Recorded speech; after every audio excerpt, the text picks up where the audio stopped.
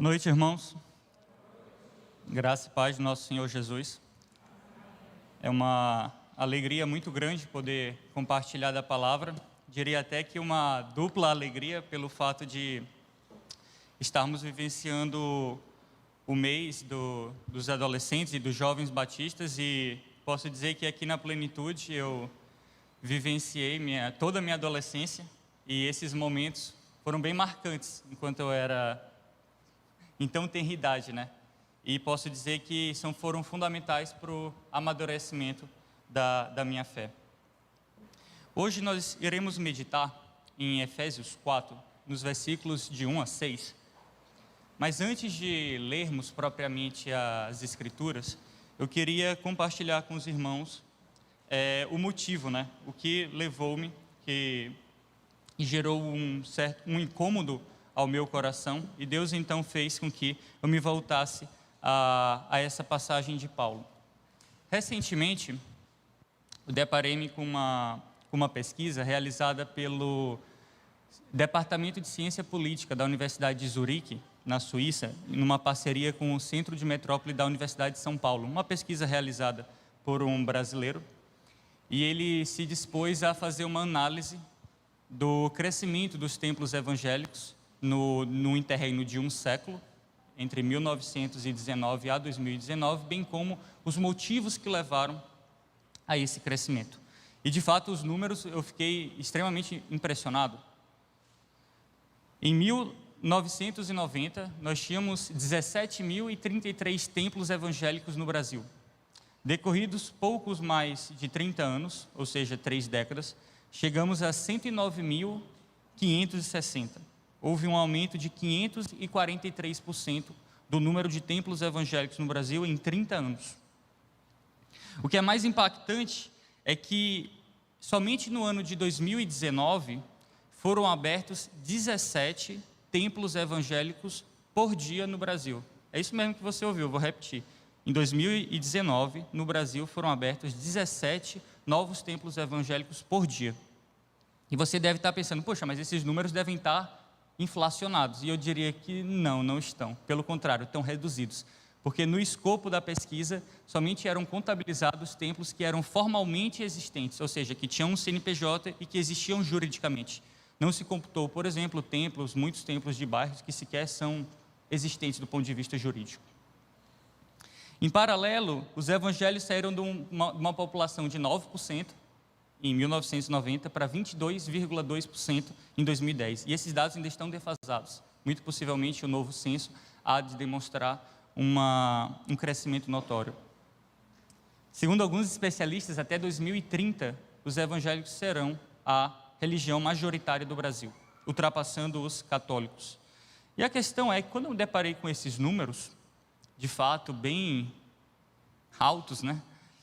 Eu olhei ao meu redor e vi, poxa, mas com todo esse crescimento desses templos evangélicos e, consequentemente, do número de pessoas que se intitulam como evangélicos no nosso país, por que a gente não se depara com uma sociedade mais redimida, uma sociedade mais prostrada aos pés de Cristo? Parece que, na verdade, há um consenso de que há uma depravação cada vez mais moral, uma depravação completa da sociedade. Então, será que a gente estaria vivendo, então, uma esquizofrenia espiritual que, aparentemente, as realidades completamente se desconectaram? A realidade material da realidade espiritual no Brasil. E a questão seria, então, o que é o crescimento, né? Que crescimento é que a igreja deve ter? E mais, diante de um binômio que muitas vezes é pontuado por alguns irmãos como se fossem grandezas inversamente proporcionais entre o crescimento e a unidade, provavelmente já deve ter ouvido de alguns membros que têm uma certa ojeriza por grandes templos, optando por templos menores de bairros, porque dizem que ali há uma unidade maior e então sentem uma presença maior de Deus ali. E a questão é que Paulo vai trabalhar, poderíamos nos voltar a várias passagens bíblicas, né, falando sobre o crescimento da Bíblia, da igreja, mas em especial em Efésios 4, Paulo toca em pontos extremamente interessantes por justamente conciliar o crescimento, a unidade e o meio que isso é feito por meio de Cristo, por meio do Espírito. E então, os convido a ler capítulo 4 vai ser projetado dos versículos de 1 a 6. Vou ler na versão Almeida Revista e atualizada, e eu convido os irmãos a se colocarem em pé por reverência à palavra.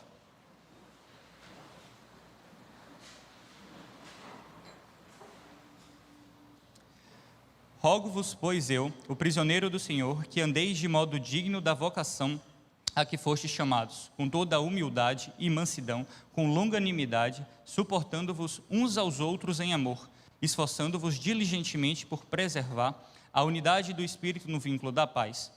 Há somente um corpo, um Espírito, como também fostes chamados numa só esperança da vossa vocação. Há um só Senhor, uma só fé, um só batismo, um só Deus e Pai de todos, o qual é sobre todos, age por meio de todos e está em todos. Oremos. Paizinho, nesse momento, te agradecemos pela oportunidade de termos de ouvir a Tua voz. Te pedimos em especial que possa estar preparando nossos corações, nossos ouvidos para ouvir de fato o que Tu tens preparado para nós. Possa estar aqui sendo um instrumento nas Tuas mãos e que as pessoas aqui de fato possam compreender a grandiosidade que Tu fez e esse plano maravilhoso, esse mistério revelado ali aos Efésios, justamente dessa convergência em Cristo, Pai, desse plano maravilhoso que Tu teceu. É tudo que te pedimos, desde já te agradecemos. Amém.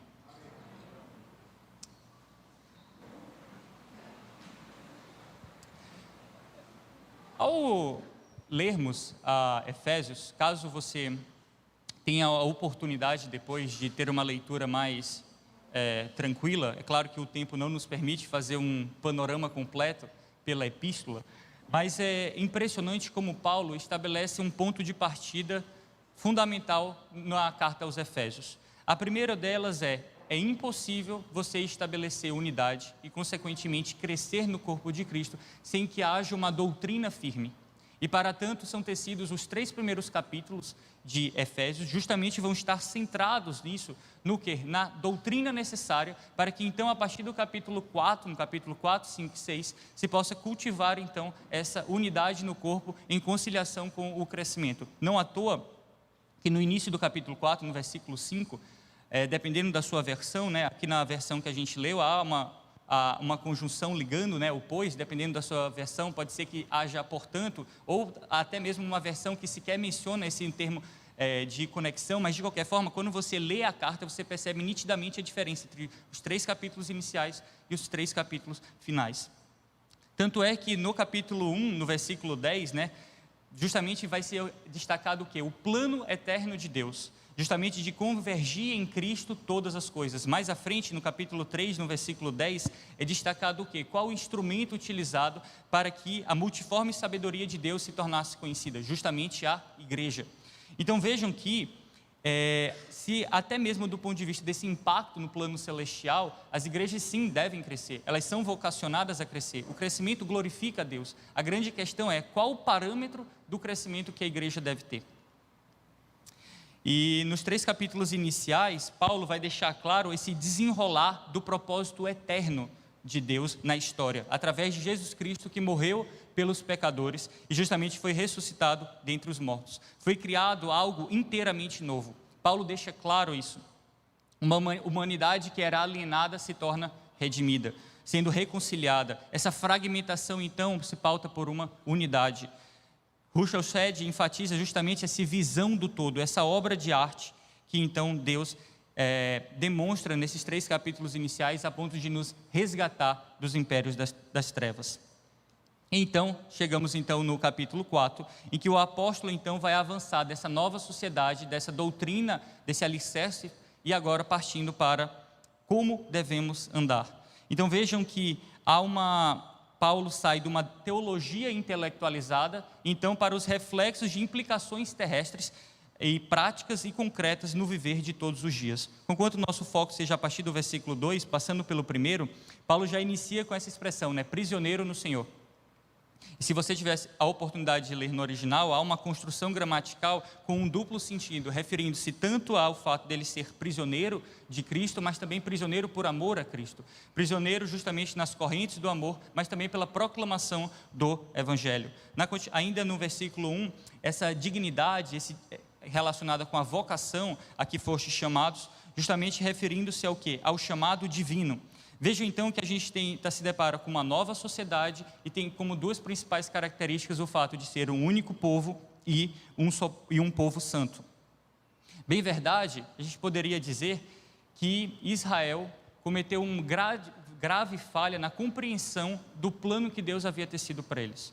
Numa passagem muito conhecida, justamente lá em Gênesis 12, quando a aliança que Deus fez com Abraão, na parte final do versículo 5 é deixado claro que Israel então, Abraão, na promessa que dele seriam feitas muitas nações, que nele seriam benditas todas as nações, ou seja, Israel, bem verdade, deveria transmitir e refletir uma luz, e aparentemente não fez isso, compactou a luz achando que ela estava delimitada numa circunscrição geográfica e mais, delimitado por uma origem étnica, como se fosse por meio simplesmente do sangue de alguém que pudesse pertencer ao corpo.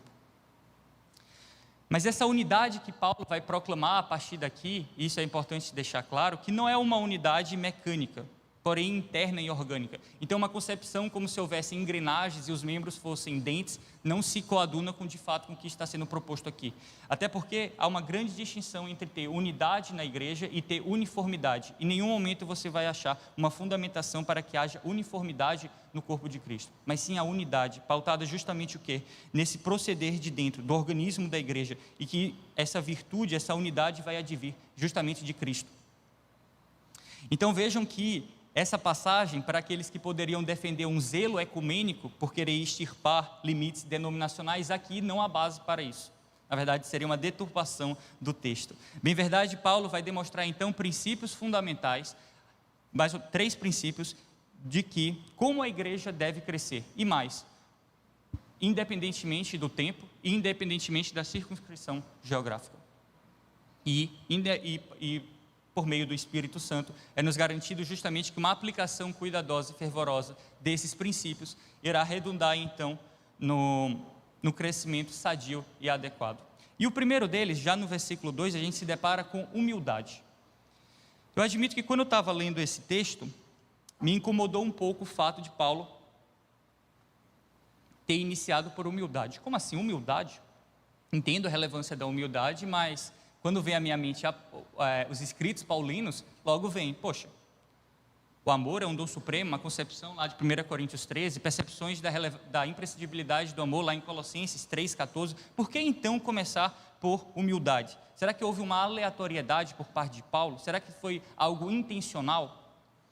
E ao ler de maneira um pouco mais detida o texto, e recorrendo aos escritos originais, pude perceber que algumas limitações da língua portuguesa encobriram um pouco a beleza e até a postura revolucionária de Paulo aqui. E eu explico porquê, e para tanto a gente tem que ter uma breve contextualização histórica do momento em que estavam inseridos.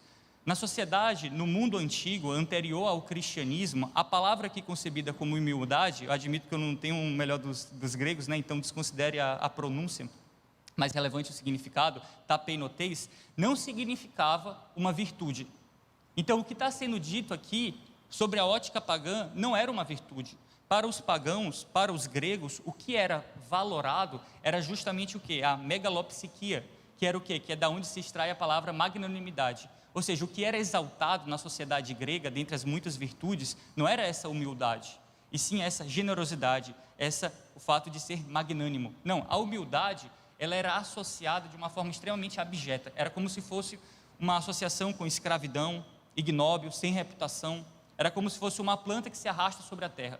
Então, o que a gente se depara aqui, e é por isso que é tão revolucionário, vamos dizer assim, essa concepção de Paulo, devidamente inspirado pelo Espírito Santo, que a humildade foi cunhada pela fé cristã como uma virtude. Não se está a falar aqui de uma virtude pagã. Mas se não bastasse o fato de Paulo ter sido tão revolucionário na retratação desse protagonismo dado à humildade, no original ainda não é essa palavra que está aqui. Na verdade, novamente peço desculpa pela pronúncia no grego, mas aqui está presente tapeinofirosine, que seria a humildade da mente. E onde tem a aplicação dessa mesma palavra? Justamente em Filipenses 2:3. O do texto imediatamente anterior à humilhação de Cristo. Então, o que Paulo está dizendo aqui é o seguinte, vejam, a mentalidade humilde que havia em Cristo, a ponto de esvaziar-se a si mesmo, esse é o patamar que de uma humildade verdadeira e que deve ser seguida pelo corpo de Cristo para que tenha um crescimento sadio. Mas então, se há esse protagonismo da humildade, e já entendemos o porquê, né? Mesmo com as limitações da nossa língua, qual é a natureza, qual a origem dessa humildade cristã? E nisso a gente poderia estabelecer 3 planos. No primeiro plano, a humildade cristã provém no conhecimento de nós mesmos. Enfrentar nós mesmos, sem dúvida, é algo extremamente perturbador. Imagine se fosse possível a tecnologia atingir um ponto em que os seus pensamentos e sua vida fosse publicizada. Será que teríamos coragem de compartilhar pelo menos 2 minutos dos nossos pensamentos aqui na congregação? Só que a questão é que essa humildade não foca somente nesse plano, até porque haveria outros livros de autoajuda que talvez teriam um impacto semelhante. Devemos avançar como cristãos a outro patamar, até mesmo porque Jeremias 17:9 destaca o quê? Justamente o quê? Enganoso é o coração, mais do que todas as coisas, e desesperadamente corrupto, quem o conhecerá? Ou seja, por mais importante que seja uma autocrítica, ela pode estar fadada a não condizer com o que de fato nós somos. Uma frase interessante de Rick Warren, que às vezes é citada de maneira errônea, eu fui pesquisar por C.S. Lewis, é que a humildade não é pensar menos de si mesmo, mas pensar menos em si mesmo. E há uma grande diferença nisso, pelo fato de que ao se concentrar em servir os outros, nós então não pensamos em si. Mas então, superando esse primeiro plano do conhecimento de nós próprios, há então um outro, que seria o quê? A confrontação da nossa vida com a vida de Cristo e à luz das exigências de Deus. E aqui, enquanto nos compararmos com as pessoas ao nosso redor, pode ser que sairemos garbosos dessa comparação e até mesmo com o ego inflado. Mas quando percebemos que o patamar a ser seguido é de Deus, que é a perfeição, satisfazer a perfeição não é que seja difícil, é impossível. Como Paulo deixa claro lá em Romanos 3:23, vejam que todos pecaram e carecem da glória de Deus. A norma cristã é justamente Cristo e as exigências da perfeição de Deus. Então vejam que contra isso não há espaço para o orgulho. Mas ainda não acabou, há ainda um outro patamar, há um outro nível ainda quanto à origem da humildade cristã. Como Richard Trent fala, a humildade provém justamente do sentimento de que somos criaturas. E como criaturas, somos absolutamente dependentes do Criador. Então, justamente, não seria possível nós crermos que teríamos essa capacidade de dar algo. Em síntese, então, dessa virtude cristã a ser seguida por crescimento, nós temos então que a humildade cristã vai se basear justamente o quê? Na contemplação, na visão de nós mesmos, na contemplação de Cristo e na compreensão de Deus. Mas o texto não se encerra aqui na humildade. Paulo então continua, e mansidão. Diferentemente da humildade, que essa sim foi extremamente revolucionária, quanto à mansidão, não. Aqui já há muitos escritos gregos. E um dos mais proeminentes professores que escreveram uma série de escritos sobre a mansidão é justamente Aristóteles. E Aristóteles tinha uma concepção o quê? Quando ele retratava uma virtude, essa virtude então deveria ser colocada no meio de 2 extremos. Em um extremo haveria o excesso de uma determinada qualidade e no outro havia uma falta. Então a mansidão, então, no termo utilizado por ele, seria o quê? Justamente esse equilíbrio entre a cólera excessiva e a mansidão excessiva. Então esse homem manso seria aquele que sempre se encoleriza no tempo oportuno e nunca fora do tempo. Então é aquele que irá se indignar das injustiças vivenciadas pelos outros, mas pelas quais ele vivencia, não há esse sentimento. Mas também uma outra concepção utilizada ainda pelos gregos da mansidão, que é o termo utilizado para um animal adestrado e que obedece às rédeas ou à voz do comando. Então a gente teria o quê? Esse homem manso seria aquele que tem sob perfeito controle os instintos, as paixões, os sentimentos, os impulsos, sua língua, seus desejos. E vejam que um homem assim somente seria possível se ele for totalmente dominado pelo próprio Deus. Então vejam que esse homem manso seria aquele em quem já morreu o eu, e para quem toda a vida está dirigida e dominada por Deus. Então vejam que a mansidão não tem essa conotação de fraqueza, como muitas vezes é retratada. Pelo contrário, seria uma suavidade dos fortes. Seria alguém cuja força está sob controle. Quais seriam exemplos, então, na palavra de pessoas mansas? A gente poderia destacar Abraão, quando, por exemplo, deixa Ló fazer a primeira escolha, lá em Gênesis 13, a partir do versículo 7. Moisés era manso, vejam quão extraordinário poder Deus fez. Podemos ver Jesus era manso, e vejam o seu comportamento diante da mesa dos cambistas, lá em Mateus 21, 12. E aqui, então, esse binômio, humildade e mansidão. O que é que vem à sua mente quando você ouve isso? Talvez aqui alguns pudessem, no momento, dizer, não veio nada. Vou facilitar, então. Quem se intitulou como manso e humilde de coração? O próprio Jesus. Então, vejam que essas duas virtudes, esse binômio da humildade com a mansidão, eles vão ser achados juntos em perfeito equilíbrio justamente em Cristo. E qual uma lição prática que já podemos retirar daqui? Primeiro, que as igrejas podem ser extremamente danificadas se elas optarem por serem muito brandas, quando deveríamos lutar corajosamente pelo Evangelho, como, por exemplo, a gente vê o combate lá em Judas, versículos 3 e 4. Mas, ao mesmo tempo, as igrejas também podem ser muito danificadas se elas forem muito duras. Afinal, devem ser pacientes, tolerantes em Cristo. Vejam que esse perfeito equilíbrio que as igrejas devem ter somente é possível justamente em Cristo. Mas, para além da humildade e da mansidão, é colocado ainda a longanimidade. Novamente, nos deparamos com uma virtude eminentemente cristã. Não há conotações pagãs no original a respeito disso. E há uma dupla característica da longanimidade no seu original. Seria um espírito que jamais cede. É aquele que aguenta até o fim, colhe as promessas e a recompensa. Justamente a paciência, a longanimidade cristã é a têmpera que jamais admite uma derrota, que não é vencida por nenhuma tarefa, que não é quebrantado por nenhuma desgraça ou sofrimento, que não se detém perante o desengano e o desalento. Há também a retratação, como Crisóstomo faz, da longanimidade como o espírito que tem o poder de vingar-se, mas não o faz. Na perspectiva, então, do quê? De um binômio também, advindo da longanimidade, da paciência juntamente com a resistência. Então, seria o espírito que suporta toda a estutícia humana sem irritar-se. Qual seria a melhor representação da longanimidade no Novo Testamento? Poderíamos citar vários versículos, mas quase todos estão voltados à figura de Deus. Por exemplo, quando Pedro fala da longanimidade de Deus ao esperar os dias de Noé, lá em 1 Pedro 3,20. Também a longanimidade de Deus para com a nossa salvação, lá em 2 Pedro 3,15. Então vejam que o cristão deve ter para com o seu semelhante a paciência, a longanimidade que Deus teve com ele. Mas é claro que o patamar colocado aqui foi muito elevado. Obviamente, nenhum humano conseguiria fazer isso. E em contraste, vemos então nosso Senhor Jesus Cristo completamente humilde, manso e longânimo, não só com todos que conheceu, mas também para conosco. Então vejam que obedecer às palavras de Paulo aqui realmente significa crescer mais como Jesus, buscar a ajuda do Espírito Santo na perspectiva de arrependermos do nosso egoísmo tão incutido em nosso interior, em nossas mentes e corações, que nos incita e encoraja a adotar um sentimento de autopromoção, busca de atenção e do orgulho, até mesmo de uma postura exigente, consumerista, diante do corpo.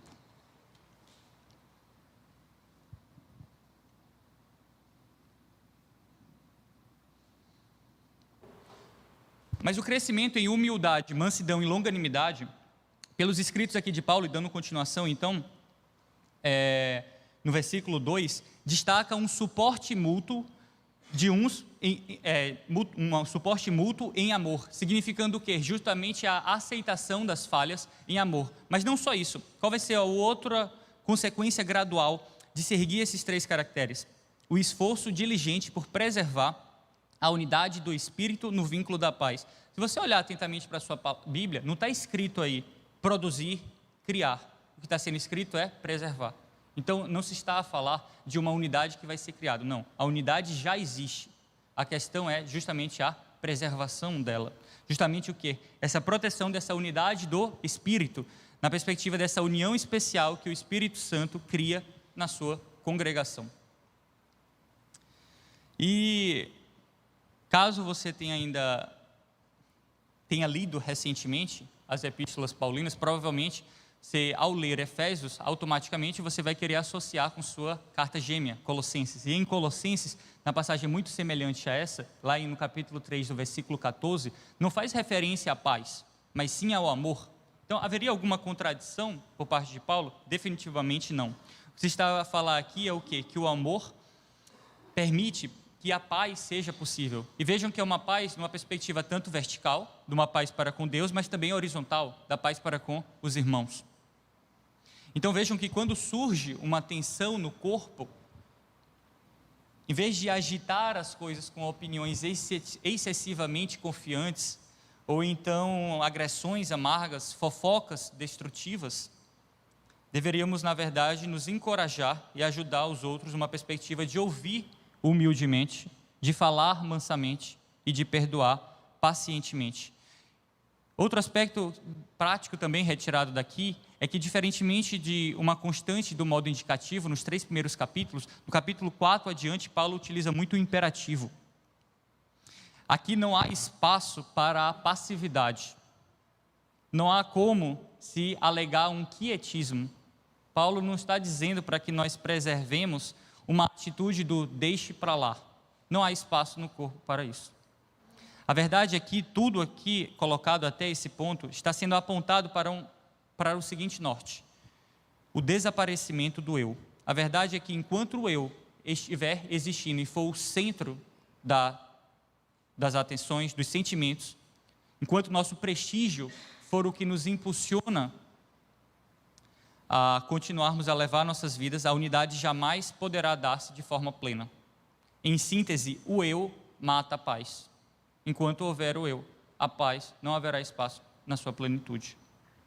Só que Paulo, então, ele descreve 3 atitudes cristãs para alcançar essa unidade, e agora ele vai apontar alguns motivos maravilhosos para fazer isso. Se você ler com calma a sua Bíblia, você vai se deparar com 7:1. Alguma coisa, e você vai ver 7. 7 justamente o quê? Essa percepção do número da totalidade, dessa perfeição, dessa consumação. E desses 7, 3 vão se referir a 3 pessoas da Trindade. Veja com calma na sua Bíblia. No versículo 4 se faz referência ao Espírito. No versículo 5 há um Senhor, justamente esse Senhor fazendo referência ao quê? Ao Senhor Jesus. No versículo 6 há referência ao Deus e Pai de todos.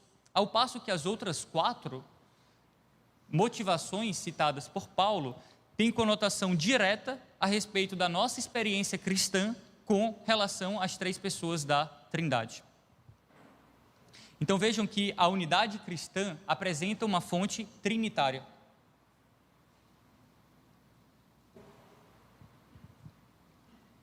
E a primeira tríade, vamos acompanhar no versículo, está justamente no versículo 4. Há somente um corpo e um espírito, como também fostes chamados, numa só esperança da vossa vocação.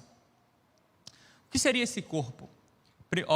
Lendo a epístola, isso fica muito evidente, que é justamente o quê?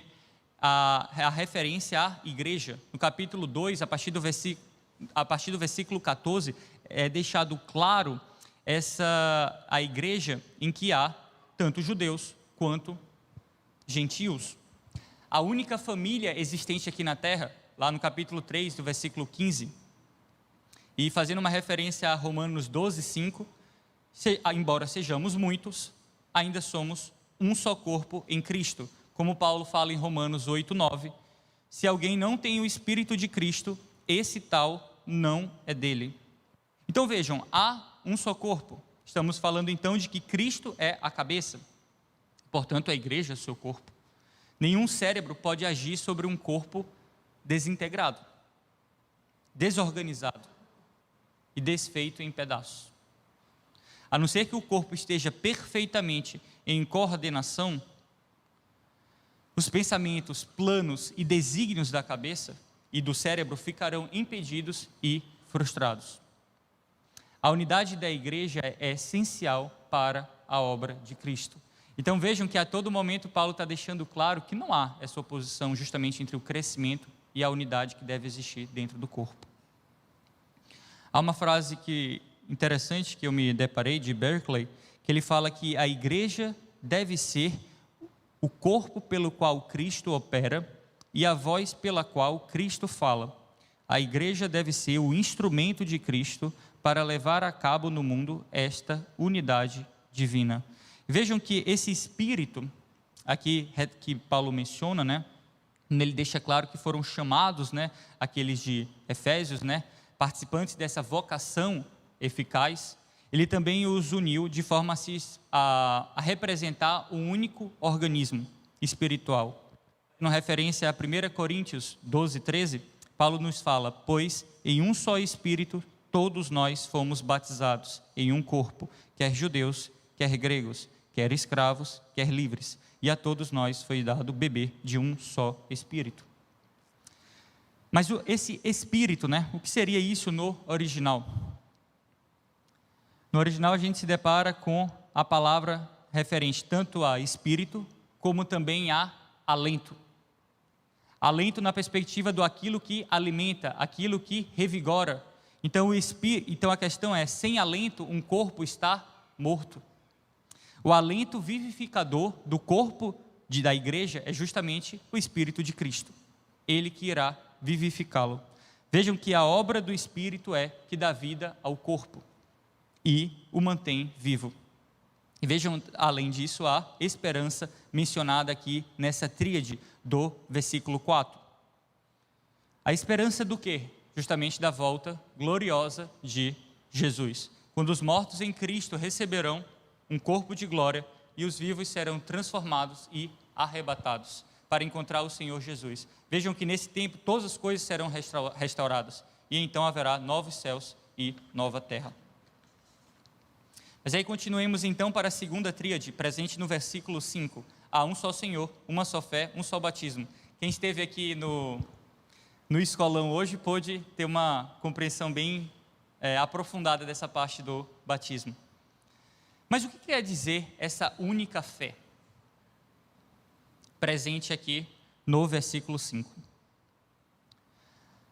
Há uma série de divergências entre teólogos, né? Se aqui nós estaríamos falando de fé no sentido objetivo, então no sentido de quê? Do corpo, como perspectiva de doutrina, o credo, como por exemplo a gente vê frequentemente em epístolas pastorais, ou se estamos falando numa perspectiva subjetiva, ou seja, fé na perspectiva de interação, de confiança para com o Senhor Jesus Cristo. E bem verdade,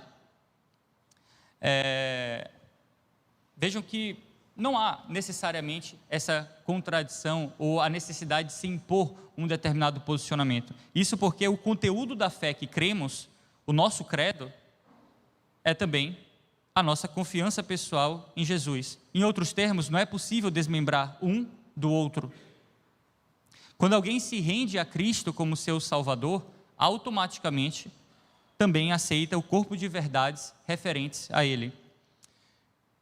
E para finalizar essa tríade, justamente um só batismo. Hoje de manhã até podemos falar de maneira mais detida, mas o que se está a falar aqui não é a ordenança simbólica, mas sim justamente o batismo pelo Espírito no corpo de Cristo. Ou seja, está fazendo referência a essa operação invisível do próprio Espírito Santo realiza. Paulo então não está falando de forma de batismo, não é esse o intuito dele aqui, mas sim na perspectiva da nossa união com Cristo e a sua igreja. E avançamos então para o versículo final dessa nossa meditação, no versículo 6. Um só Deus e Pai de todos, o qual é sobre todos, age por meio de todos e está em todos. Então vejam que no intuito de Paulo de demonstrar a unidade existente dentro da Trindade, agora ele aborda a primeira pessoa da Trindade, enfatizando justamente o que? A sua paternidade redentora. E vejam que Deus mantém com todos os seus filhos uma tríplice relação. Só fazendo uma ressalva aqui, esse todos que está sendo falado, obviamente, não é uma perspectiva universalista. Quando você lê o texto na completude, você consegue perceber de maneira clara que está fazendo referência ao quê? Aqueles que pertencem à família da fé. Esse é o todos que o texto está fazendo questão. Mas voltando. Então, essa tríplice relação, qual seria essa tríplice relação que o pai estabelece para com os seus filhos? Ele está sobre todos, indicando justamente o quê? A sua soberania. Mas não obstante, ele está por meio de todos, na perspectiva de que ele nos abençoa por meio de Cristo, nosso mediador. E por fim, ele está em todos, o que nos atrai para a intimidade do coração, a intimidade do Espírito. Então vejam que essas três fibras se unem para tornar-se um só. O Espírito, o Senhor Jesus Cristo e Deus Pai não devem ser considerados como entidades separadas. E vemos então que a unidade existente na Trindade, da mesma forma, deve estar presente na igreja. Afinal, adoramos um só Deus, como tem lá em Deuteronômio 6,4, que até o Shemar, né, que é muito comum esse ouça, ó Israel, né, enfatizando justamente o que é o monoteísmo naquele contexto. E os três jamais irão operar com propósitos conflitantes. Então vejam que a unidade existente na Trindade é a base para a unidade essencial existente dentro do corpo de Cristo. E a questão é, a unidade de Deus, ela é inviolável? Obviamente. Então, da mesma forma, o é a unidade da igreja. Vejam que a unidade da igreja é tão indestrutível quanto a unidade do próprio Deus. Dividir a igreja, então, seria um absurdo, como se pudéssemos dividir a Deus. E uma vez que o próprio Deus é essa unidade de pessoas tão diferentes, mas que coiguais, ordenadas no amor umas para com os outros, da mesma forma a igreja de Deus reúne sob Cristo uma unidade de pessoas diferentes. E novamente, estamos a falar de uma unidade, não de uma uniformidade existente dentro do corpo de Cristo. Iguais, ordenadas em papéis de amor sacrificial, servindo umas às outras.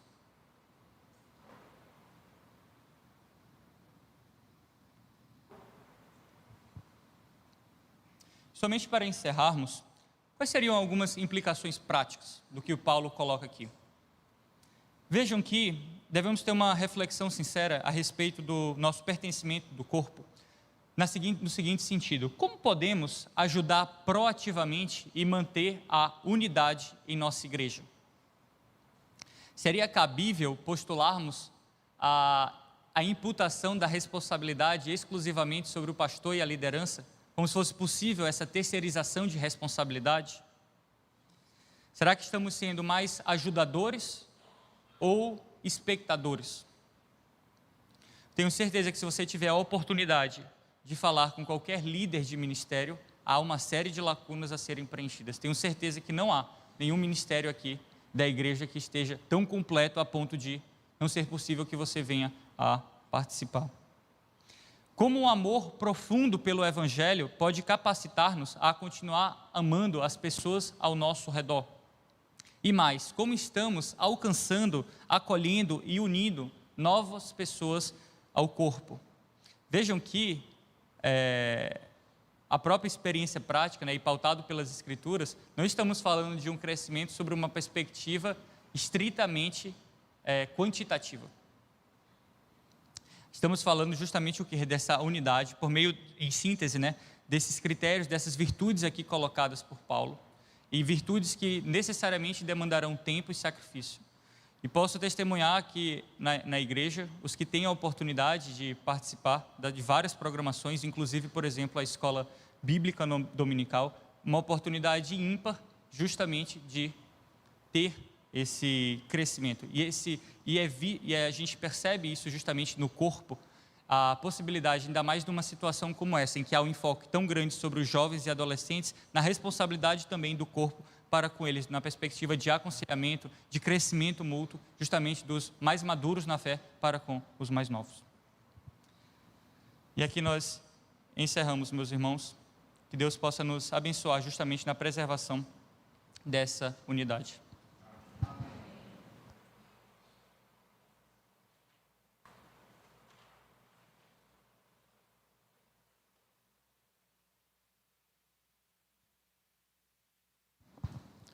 Desculpe a informalidade, mas cababão só. Obrigado, Said. Muito nos enriqueceu ouvir essa mensagem. Que Deus nos dê graça.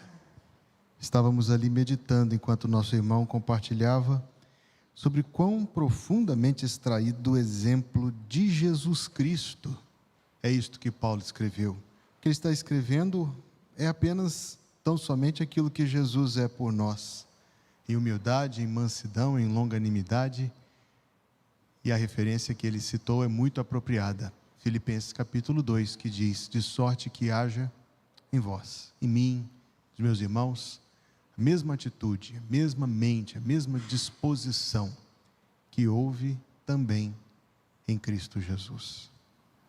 Irmãos, Deus nos está dando uma noite muitíssimo rica. Devemos nos considerar muito bem-aventurados que Deus nos permite participar deste culto, porque de todas as bênçãos ainda inclui a participação da ceia do Senhor.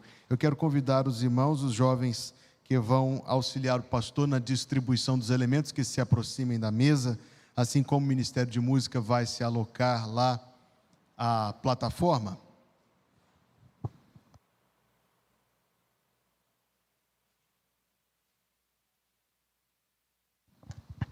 E chamar a sua atenção para uma indisfarçável conexão entre a mensagem que acabamos de ouvir, a mensagem que ouvimos domingo passado no culto à noite, se você esteve presente, e a ceia do Senhor. O texto da mensagem de domingo passado à noite, na carta de Paulo a Timóteo, a primeira, dizia: lembra-te de Jesus Cristo.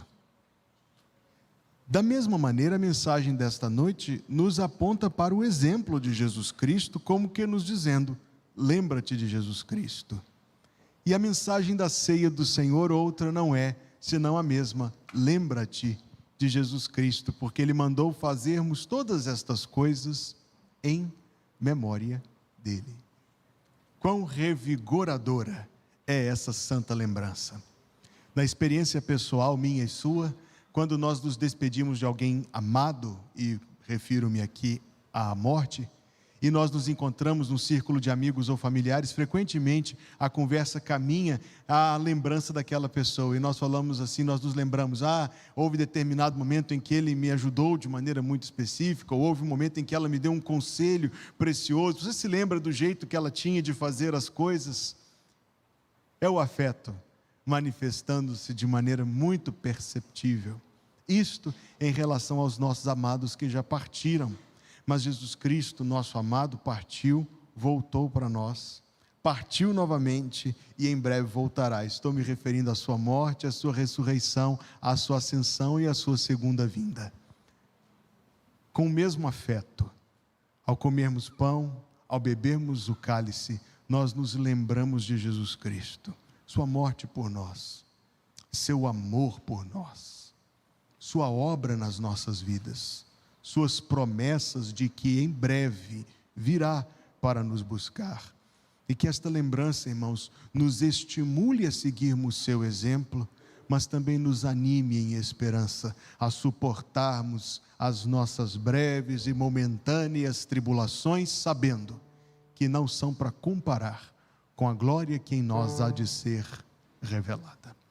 Eu convido os meus irmãos a participarmos do memorial da ceia do Senhor, dizendo que devem se considerar convidados a participar qualquer que já seja um crente em Jesus Cristo, isto é, alguém que já em seu coração tomou a decisão de segui-lo, alguém que reconhece Jesus Cristo como seu Salvador e a Ele se sujeita como seu Senhor. Mas se isso não é verdade a respeito de sua vida, por que não hoje mesmo ser o dia em que será? Hoje mesmo ser o dia em que você declarará Jesus Cristo, o nome de Jesus Cristo, como o nome e a esperança da sua salvação. Faça isso, querido, porque todo aquele que invocar o nome do Senhor será salvo.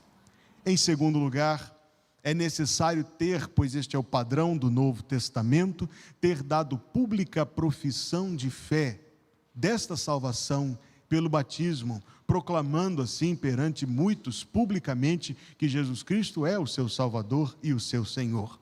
Talvez você ainda não tenha passado pelo batismo, mas o batismo, diz a Escritura Sagrada, é a vontade de Deus para o seu povo. Por isso, se hoje você ainda não foi batizado, eis aqui, eu estou ao seu dispor, procure-me lá no final do culto e diga: pastor, eu ainda não fui batizado, mas hoje eu estou tomando a decisão ao lado do Senhor de ser batizado. Nós em breve anunciaremos uma próxima data para batismos nesta igreja, e quem sabe você estará entre os que serão batizados em breve. Mas ainda preciso dizer, aqueles que são crentes, que já deram público testemunho de sua salvação pelo batismo, aqueles que participam desta ceia agora, em harmonia com esta igreja, com a sua vida e com os seus ensinamentos, pois é isto que a ceia também representa, nossa comunhão, nossos vínculos, nossos laços entre nós. Estes convido a participarem da ceia do Senhor. Nós vamos ouvir uma música instrumental que declara a glória de nossa salvação.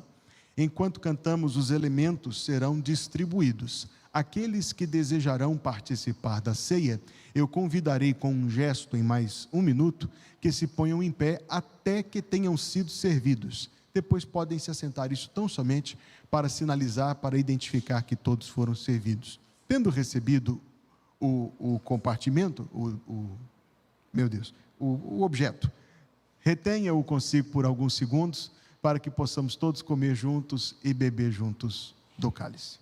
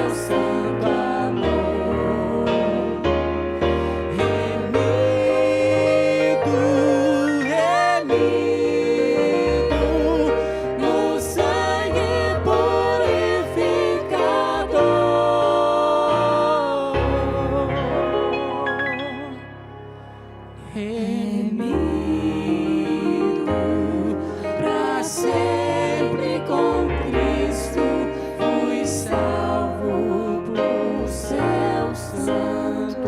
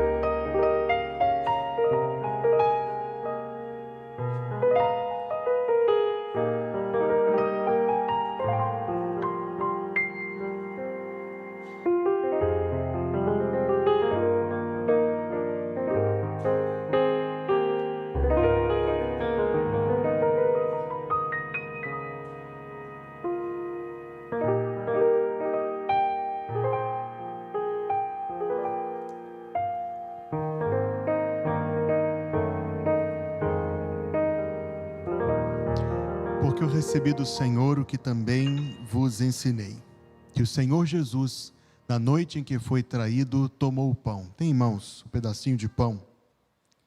O Senhor Jesus, na noite em que foi traído, tomou o pão e, tendo dado graças, o partiu. Como fez Jesus naquela noite, oremos também nós. Irmão Rodrigo nos leva a Deus em oração. Senhor nosso Deus e Pai, obrigado, Senhor. Obrigado por ter morrido por nós, Senhor, nos salvos dos nossos pecados, Senhor. Obrigado por ter entregue o Teu sangue na cruz por nós, Senhor. Te louvamos, Pai, pela Tua bondade, Tua misericórdia, Senhor, porque assim, com a Tua graça, Senhor, o Senhor nos redimiu, Senhor. Te agradecemos, Pai, por cada momento, por cada vida que está aqui, Senhor, que se entrega a Ti, Pai.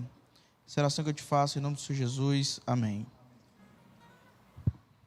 E tendo dado graças, o partiu e disse: este é o meu corpo que é partido por vós, fazei isso em memória de mim.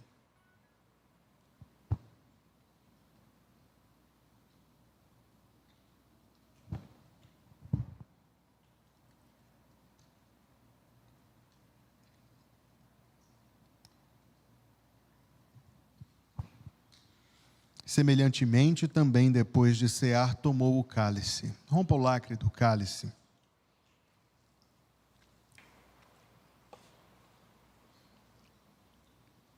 Tomou o cálice, dizendo: este cálice é o novo testamento no meu sangue. Fazei isto todas as vezes que beberdes em memória de mim.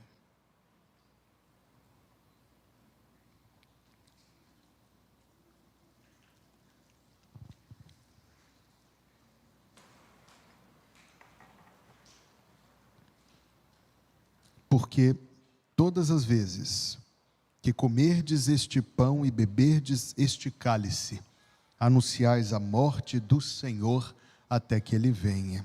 Recite comigo este versículo. Porque todas as vezes que comerdes este pão e beberdes este cálice, anunciais a morte do Senhor até que Ele venha. Que o Senhor te abençoe e te guarde.